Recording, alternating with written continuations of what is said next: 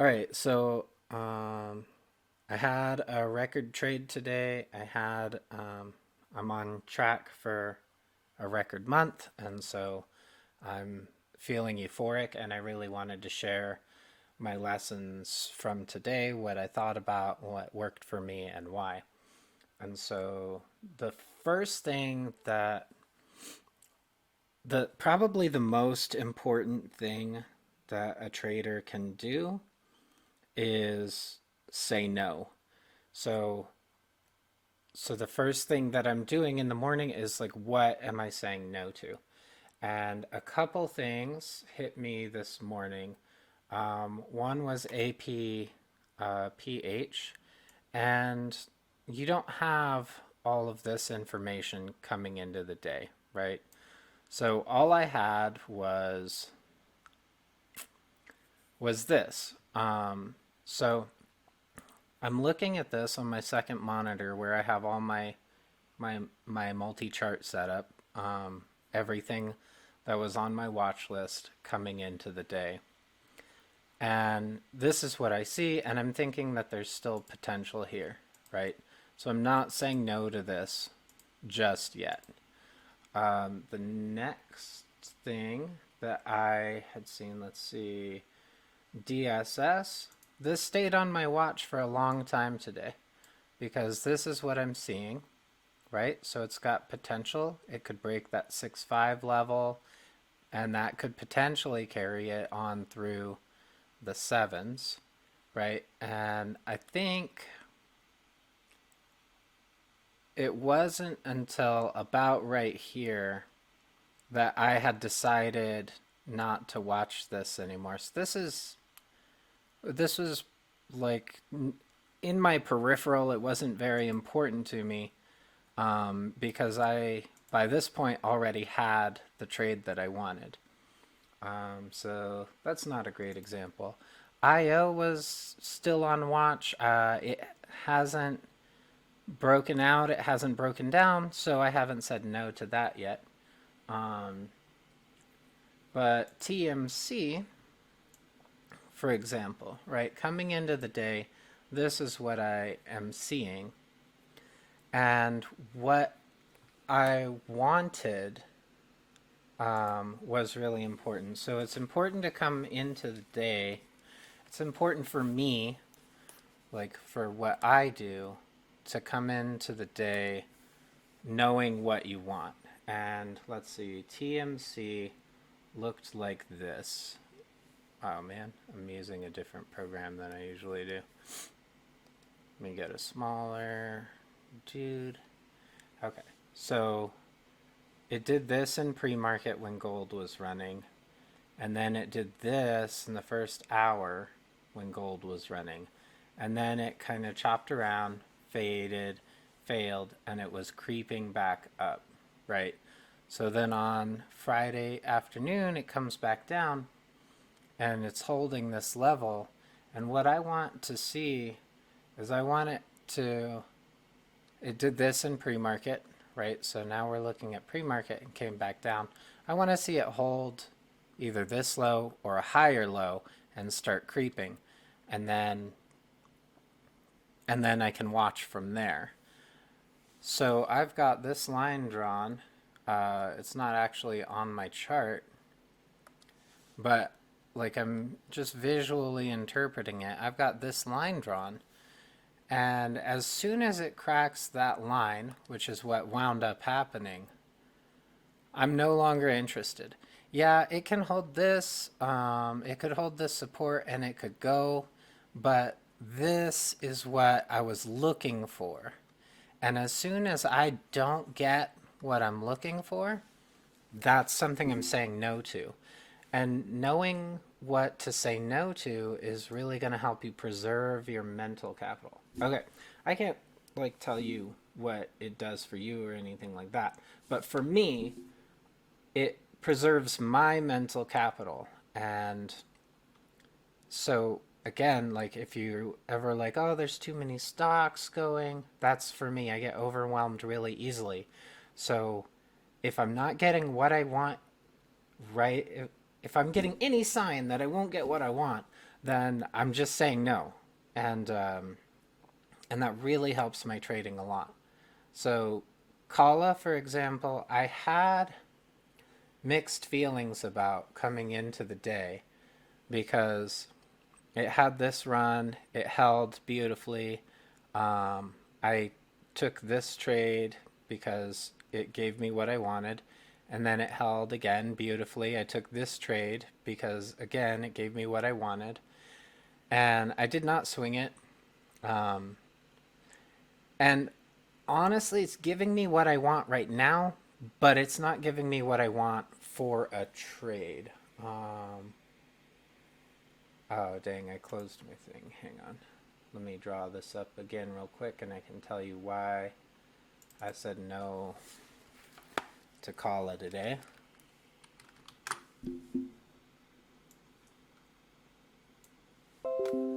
My little snippy tool. Snipperooski.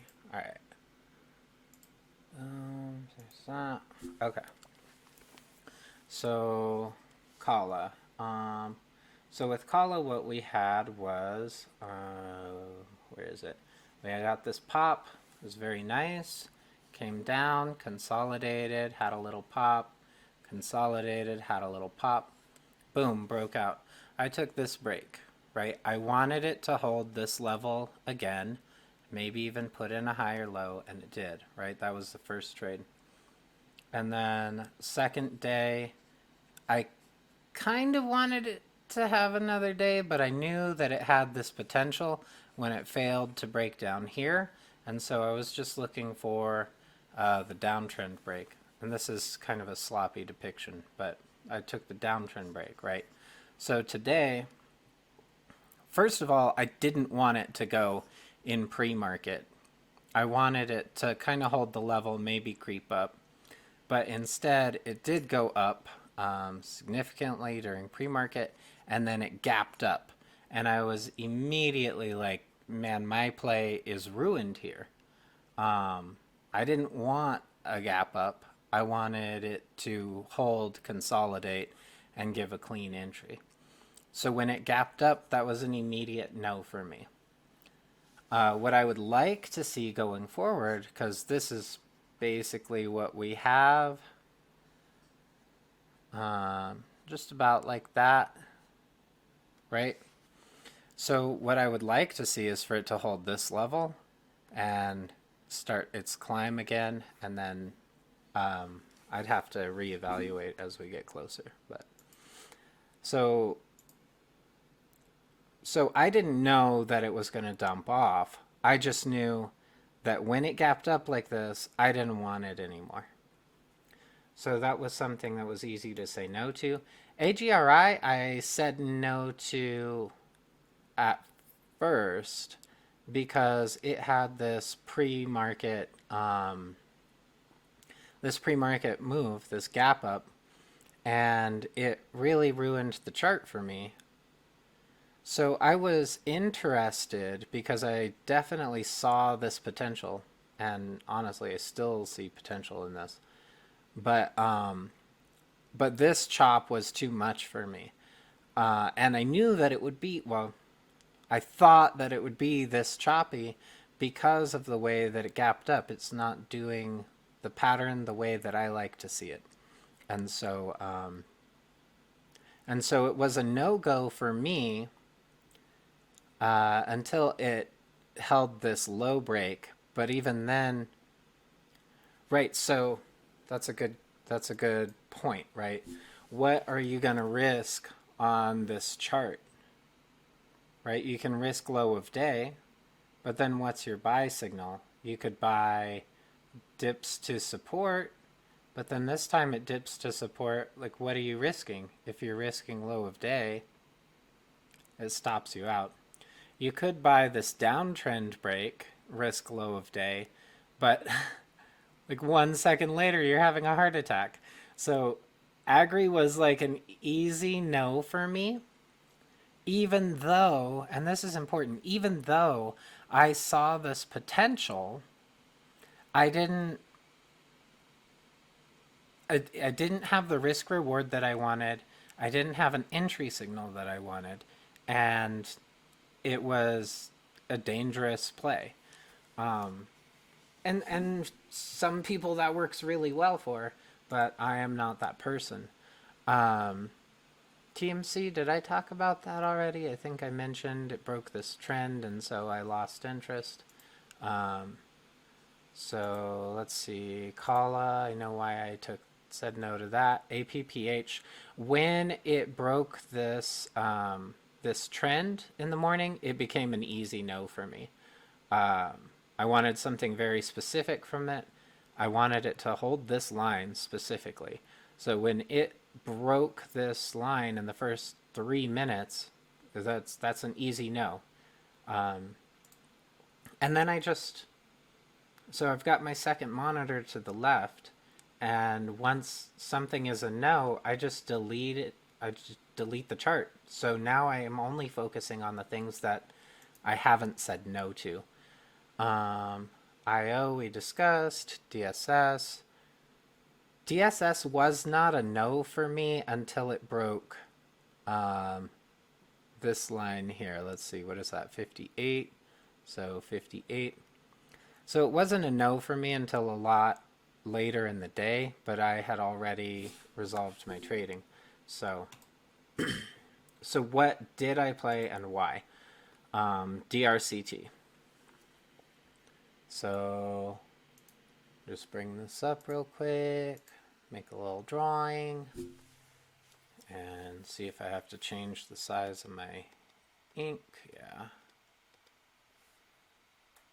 Alright, so DRCT I really like. First of all, it's a recent IPO and there's very little overhead. Um, overhead. And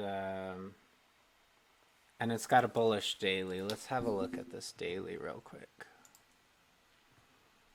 Right, so it has this day one doji. I'm not going to play the first day because that can be bad sometimes.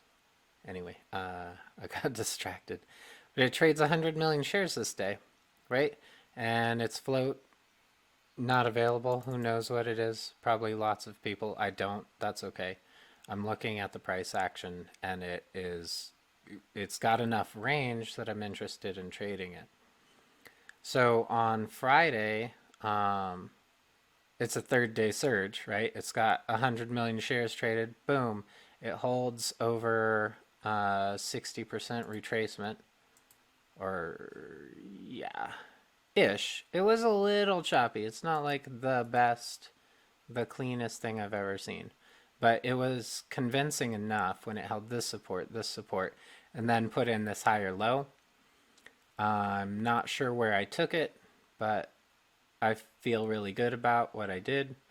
And then it's got this really nice clean downtrend.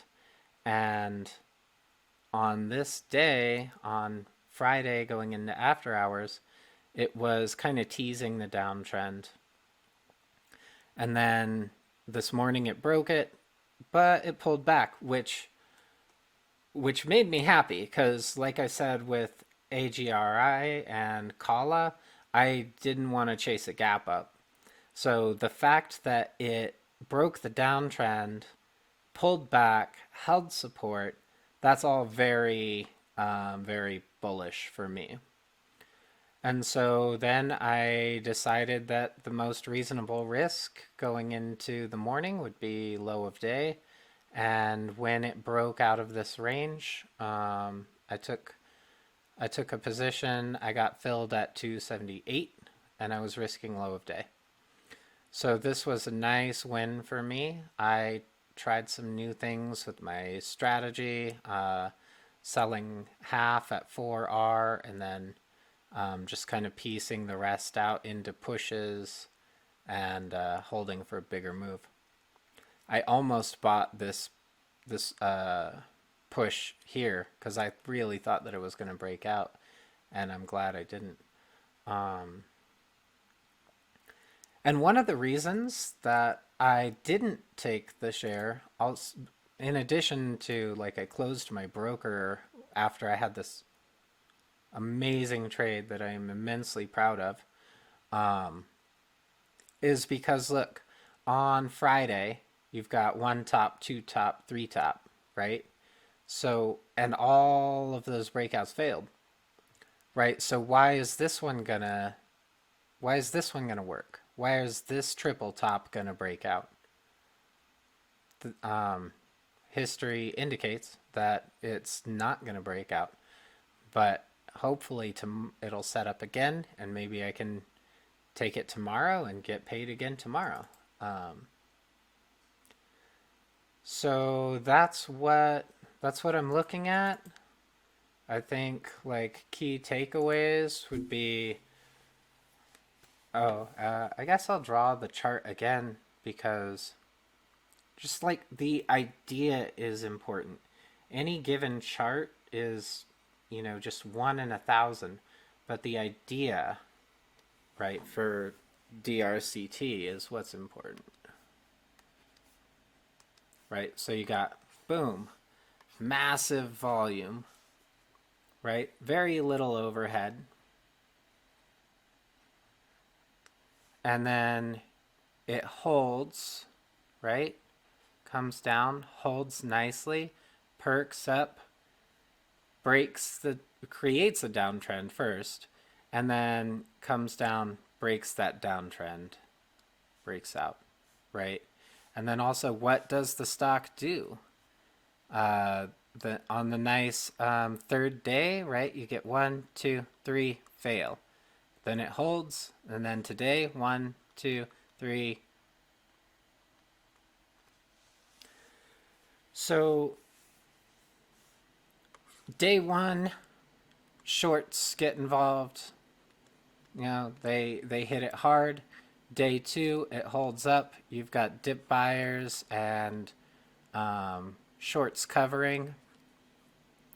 And then day three, you squeeze out early shorts. You have these swing traders holding on, and you've got momentum day traders, right? And then day four, same idea.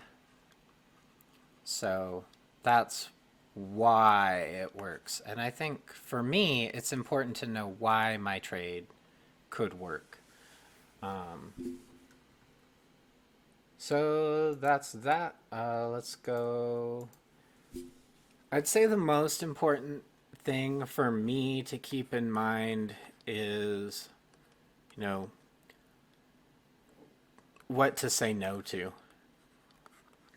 And that helps me be selective. And for me, what to say no to is just a basis of I don't want to change my plan midstream. Like like with Kala, right?